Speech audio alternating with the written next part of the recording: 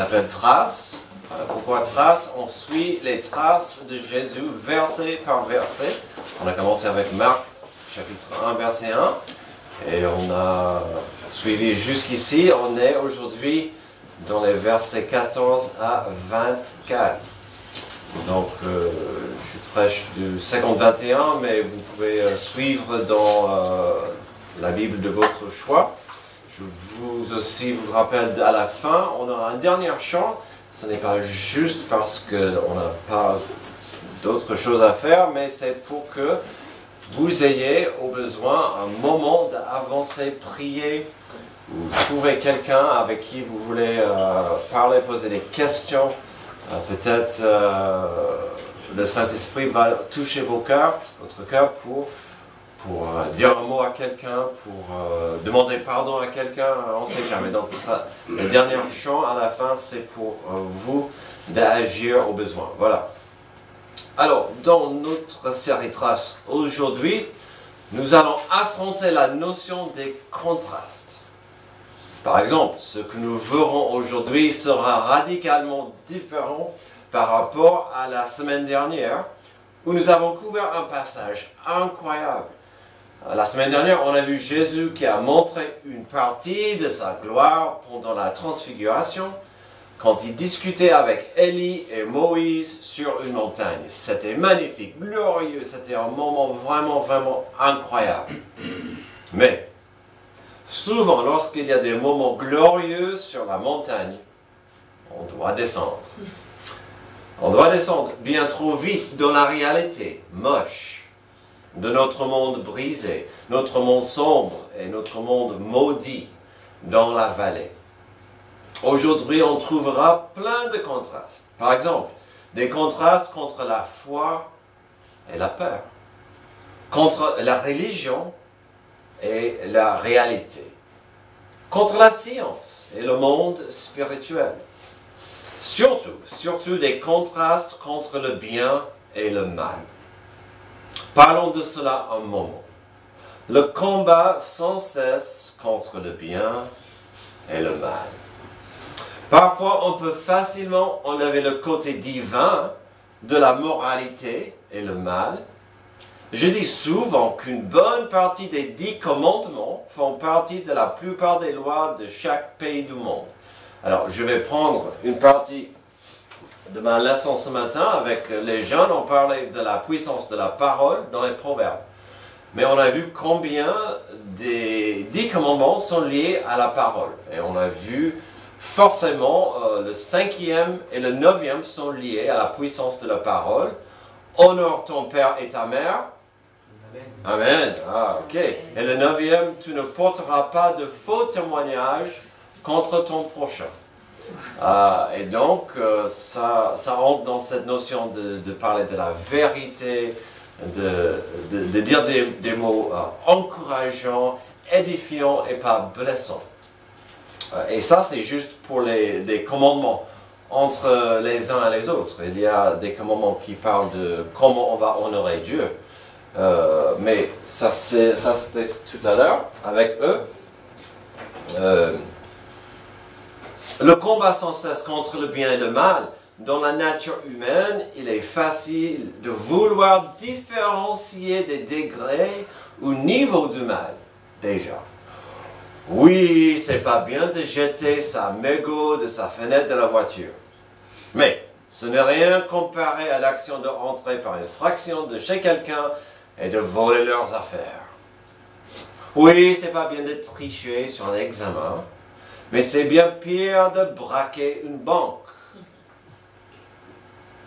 Puis quand on parle du sujet de bien et du mal, on entre parfois dans le domaine de ceux qui appliquent la loi. Personne ne veut être contrôlé par un agent de la police lorsqu'on roule trop vite, mais en même temps, on apprécie bien la présence des forces de l'ordre si on est victime d'une agression. Ah, on est en train de m'agresser et les polices arrivent. Ouh, quel timing! C'est bien ça. Puis, il y a la nuance grise des gens qui appliquent la loi. Pourquoi aimons-nous autant les super-héros? Oui, j'ai fait exprès pour vous, hein, d'accord? Pourquoi aimons-nous autant les super-héros?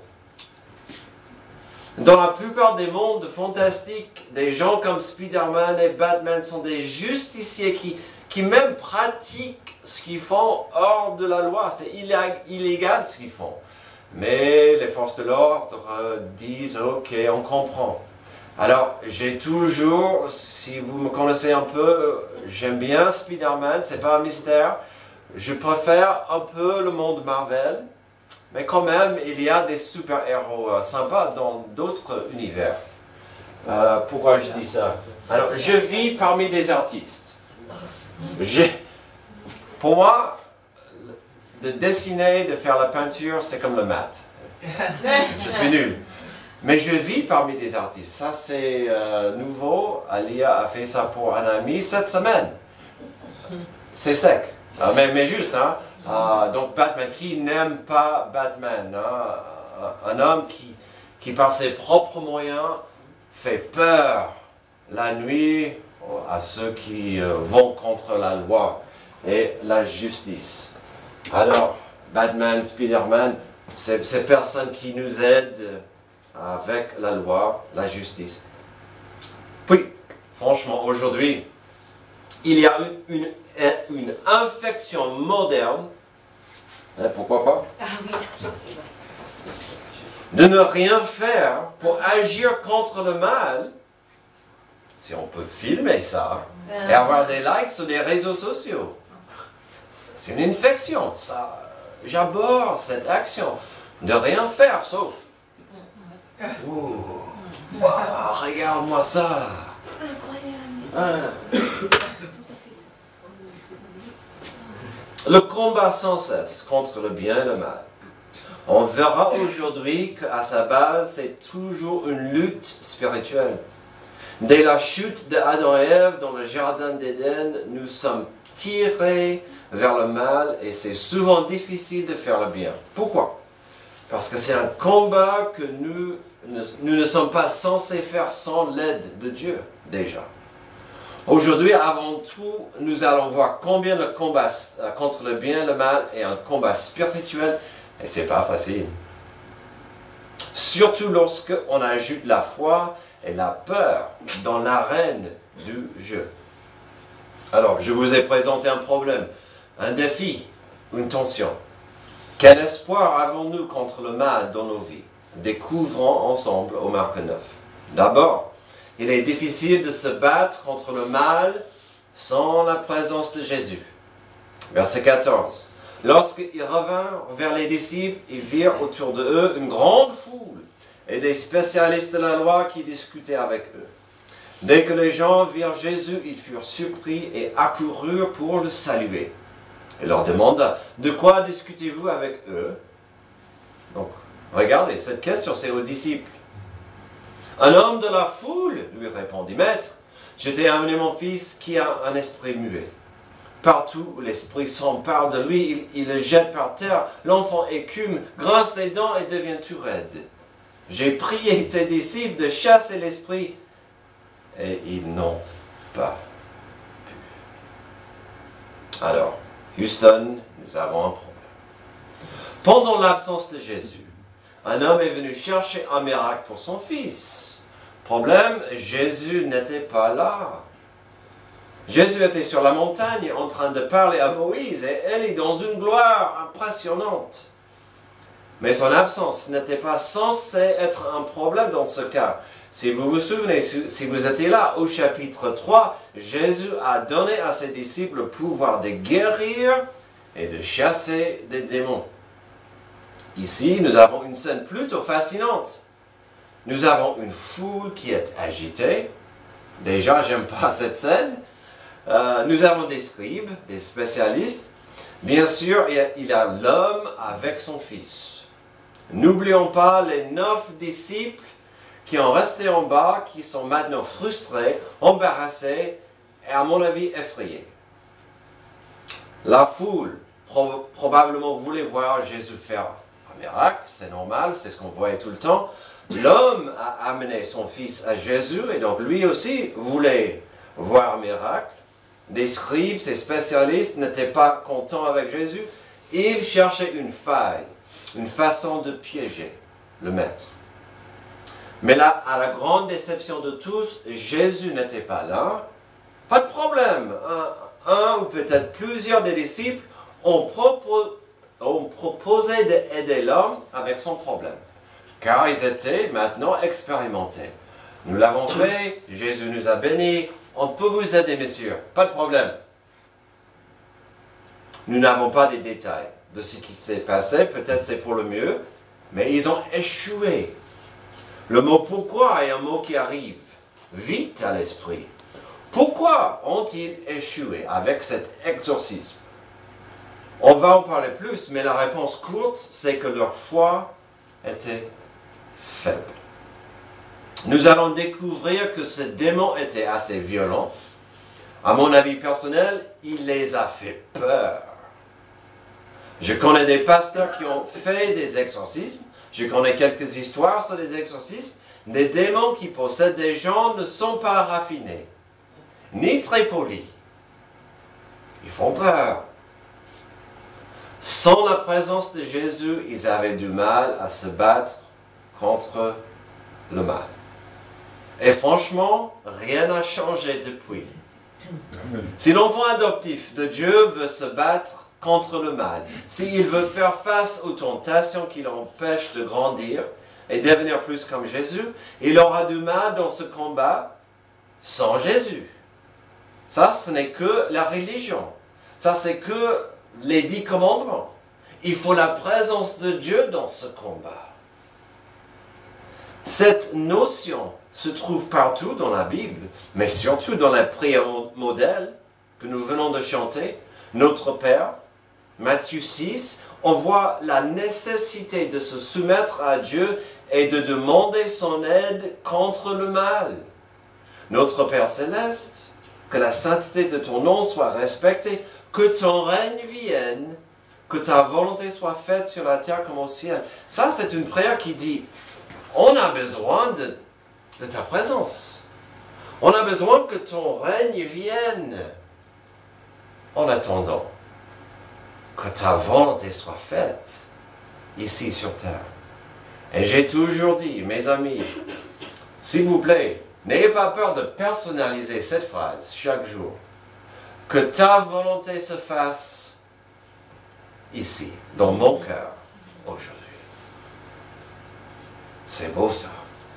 Mais ça implique une humilité qui n'est pas facile. Donne-nous aujourd'hui notre pain quotidien. Pardonne-nous nos offenses, comme nous aussi, nous pardonnons à ceux qui nous ont offensés. Ne nous expose pas à la tentation, mais délivre-nous du mal. Donc, encore cette notion. On aura du mal à faire face aux tentations, à se battre contre le mal, à faire une différence dans le monde, si nous n'avons pas invité Dieu dans le combat avec nous. Pour celui qui n'est pas encore un enfant adoptif de Dieu, le problème, le défi est encore pire. Car on est tous nés avec un vide en soi. Un vide pourri que seul Dieu peut remplir et guérir. Sans la présence de Jésus-Christ, quelqu'un finalement sera comme l'enfant dans notre histoire. Il n'était pas son propre maître. Il était prisonnier par les chaînes du mal, du doute, de la dépression. Cette personne sera prisonnier de ces chaînes et jeté par terre, dominé par des choses plus fortes que soi. Sans Jésus-Christ comme maître, vous ne serez pas le maître de votre vie. Peu importe votre âge, votre métier, votre place dans ce monde, il serait difficile de se battre contre le mal sans la présence de Jésus. Amen. Que ce soit le mal autour de vous ou le mal en vous. Heureusement, la présence et la promesse de Dieu nous sont disponibles. Heureusement, sachant que nous n'étions jamais censés porter ce fardeau tout seul. Jésus-Christ veut nous aider, même nous accompagner. S'il est difficile de se battre contre le mal sans la présence de Jésus, on verra ensuite, il est difficile de se battre contre le doute sans la présence de Jésus. Maintenant, Jésus va s'adresser au groupe. Ce n'est pas joli à voir, mais c'est très intéressant. Verset 19, génération incrédule, leur dit Jésus. Jusqu'à quand serai-je avec vous? Jusqu'à quand devrais-je vous supporter? Amenez-le moi. On le lui amène. Commençons avec la proclamation forte et passionnante de Jésus. Sachez qu'il y a un débat entre théologiens sur la cible du verset 19. Certains suggèrent que c'était aux scribes ou aux pères ou même la foule qui était présente que Jésus a dit cette phrase forte. Certains disent ici qu'il s'adressait aux 9 disciples. Puis la question s'impose, était-il en colère ou plutôt déçu? N'oublions pas que la voix du Père Céleste, il y a quelques moments avant, a proclamé comme de la tonnerre, « Celui-ci est mon Fils bien-aimé, écoutez-le ». Et en descendant, qu'a-t-il découvert? Un garçon possédé par un démon. L'agonie du Père, les visages narquois des scribes et l'impuissance des disciples. Mon avis perso, c'était qu'il était attristé par la scène totale, mais surtout par ses propres disciples. De toute façon, la question de Jésus est bonne. C'est comme si Jésus disait, « Je vous ai donné ce qui est nécessaire. Je ne dois pas être là pour tenir vos mains comme un babysitter. » Il va le dire plus tard que c'était à cause de leur foi. Il les appelle une race incrédule. Il n'était pas content, il était fâché. Pourquoi? Il serait propice maintenant de parler de Hébreux 11, 6. Ce verset célèbre que nous citons souvent ici. Le verset qui explique ce qui plaît à Dieu, ce n'est pas la religion. Ce qui plaît à Dieu, ce n'est pas forcément l'obéissance. Même si c'est lié à ce qui plaît à Dieu. Ce qui plaît à Dieu, ce n'est pas forcément la fidélité. Il y a une chose qui plaît à Dieu. Verset 6 du chapitre 11. Sans la foi, il est impossible d'être agréable à Dieu, car il faut que celui qui s'approche de lui croit que Dieu existe et qui récompense ceux qui le cherchent. J'adore la fin de cette phrase. Donc Jésus devait prendre l'affaire en main. J'allais vous partager une phrase en anglais qui montre bien ce que Jésus doit faire. La phrase c'est « If you want something done right, you have to do it yourself ». Mais j'ai découvert qu'elle vient d'un Français. Charles Guillaume Etienne, vous le connaissez. On n'est jamais servi si bien que par soi-même. Donc Jésus veut voir l'enfant. Et c'est là où on peut voir la violence triste du démon. Verset 20. Dès que l'enfant vit Jésus, l'esprit l'agita avec violence. Il tomba. Il se roulait par terre en écumant. Jésus demande au Père, depuis combien de temps cela lui arrive-t-il? Depuis son enfance, répondit-il. Et souvent l'esprit l'a jeté dans le feu et dans l'eau pour le faire mourir. Mais si tu peux faire quelque chose, viens à notre secours. Aie compassion de nous. Imaginez l'enfer de cette existence. Les gens de cette famille devaient vivre comme un maître nageur. On ne pouvait pas, pour 2 secondes, laisser l'enfant quitter sa vision. Pour peur que le démon le détruise. Quel stress! Quelle fatigue! Quelle agonie! Voici une grande différence, les amis, entre Satan et Dieu quand il s'agit d'entrer quelqu'un. Quand Dieu entre en quelqu'un, vous savez ce qui se passe? La paix, la joie, l'amour. Quand Satan entre en quelqu'un, c'est l'enfer. C'est l'enfer sur terre. Donc on a le Père dévasté, fatigué, il a de l'espoir. C'est pourquoi il est devant Jésus, mais c'était un espoir au proie au désespoir. Et dans ces mots, si tu peux, il appelle à la compassion de Jésus. Il avoue son besoin. Il n'y a rien de grave dans ces mots, ni son attitude. Il est honnête, il a un grand besoin et il aime son fils. Et ce que Jésus va lui dire va commencer une flamme dans son cœur. Verset 23, Jésus lui dit, si tu peux, tout est possible à celui qui croit.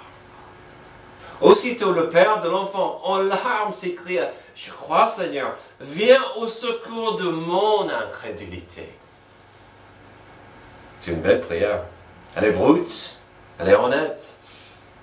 Vous voyez, le père pensait que la clé sur une guérison de son fils était si Jésus en était capable. Ce n'était pas la question. Jésus voulait qu'il comprenne que la clé sur une guérison était sa foi en lui. Il y a une grande différence. Tout est possible à celui qui croit. Il est difficile de se battre contre le doute sans la présence de Jésus. Le Père comprenait cela. Après la déception de l'échec des disciples, ce monsieur devait avoir des doutes forts. Mais avec Jésus devant lui, au moins, il pouvait dire « Aide mon incrédulité ». Alors le chrétien aurait ses doutes. Nous savons que le doute et la peur sont des outils bien aimés par Satan. Qu'est-ce qui chasse la peur et le doute le mieux? C'est de rester auprès de Jésus. Amen. Il est difficile de se battre contre le mal sans la présence de Jésus. Difficile de se battre contre le doute sans la présence de Jésus. Et on revient à ce combat contre le mal. Il est difficile de se battre contre le mal sans le pouvoir de Jésus. Verset 25. Voyant accourir la foule, Jésus menaça l'esprit impur en lui disant, esprit muet et sourd, je te l'ordonne, sors de cet enfant et n'y rentre plus. L'esprit sortit de l'enfant en poussant des cris et en le secouant très violemment. L'enfant devint comme mort, de sorte que beaucoup disaient qu'il était mort. Mais Jésus le prit par la main, le fit lever et il se tint debout. Quand Jésus entra dans la maison, ses disciples lui demandèrent en privé, « Pourquoi n'avons-nous pas pu chasser cet esprit ?» Il leur dit, « Cette espèce-là ne peut sortir que par la prière et par le jeûne. » Comme nous avons vu tout à l'heure, l'ennemi n'a aucun intérêt à aider, à bénir l'être humain. Il veut nous faire souffrir. La dernière chose que ce démon a fait, c'était de faire son maximum de blesser l'enfant. Certains pensaient que le garçon était mort, mais notre Seigneur, notre Sauveur, notre Prince de paix, notre Rédempteur était celui qui a ordonné le démon de partir. Et c'est lui qui a guéri l'enfant. Parce que Jésus, c'est le Fils de Dieu. C'est lui qui tient le pouvoir et la puissance et le dernier mot.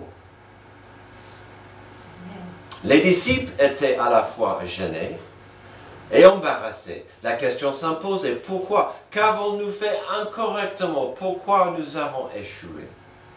Il y avait deux réponses. Déjà, on peut constater que certains démons sont plus forts et puissants que d'autres. Pas pour Jésus, mais pour des gens normaux. Il faut sortir certains démons par la prière. Qu'est-ce que ça implique? Il faut exhorter Dieu. Ce n'est pas la personne, c'est Dieu. Il faut appeler au Dieu Tout-Puissant afin qu'il fasse le travail. Ce n'est pas un mystère, car dans le passage bien connu sur l'armure spirituelle, le combat spirituel, en Éphésiens 6, cela dit que notre combat contre le bien et le mal est un combat spirituel et notre ennemi est vaste et cet ennemi a des rangs et des places et des puissances différentes dans notre monde.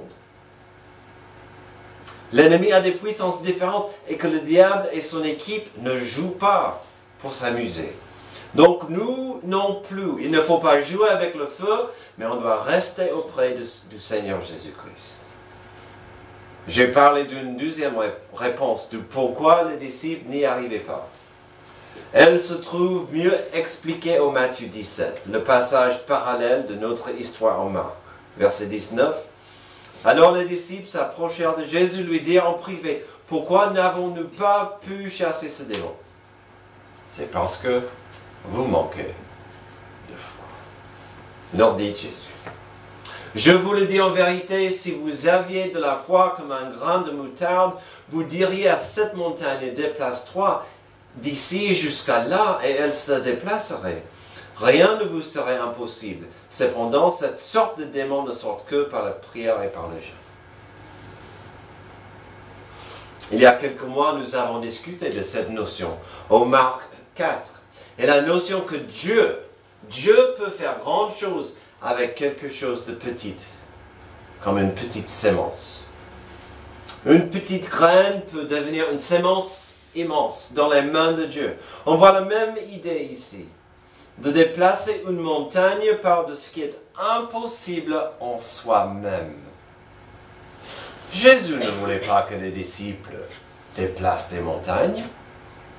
Jésus voulait qu'ils comprennent que si vous avez la foi en moi, en ma puissance, et ma volonté est avec vous, vous pouvez faire l'impossible.